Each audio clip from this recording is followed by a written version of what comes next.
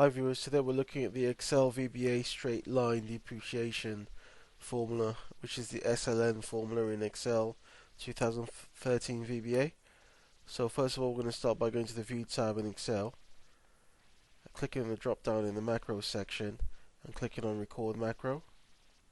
I'm going to call this SLN underscore FX for function. Click on OK. I'm going to stop that from running and go back to the macros tab in the view, the macro section in the view tab in Excel 2013. Click on view macros. I'm going to select the SLN function and click on edit. I'm going to delete this value here and paste in I'm going to delete all the macro code actually. I'm pasting my newly created code, and then I'm going to put apostrophes to comment out all the theory stuff and leave the practical stuff in.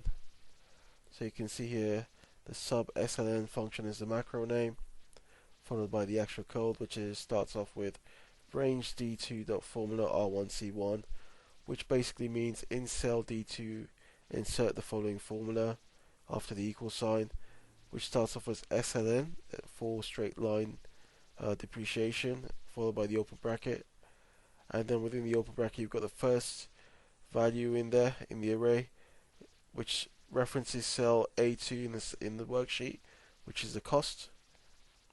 The second value in the array is referencing cell B2, which holds a salvage value, and the final value in the range in the array, which references cell C2, holds a life expectancy of the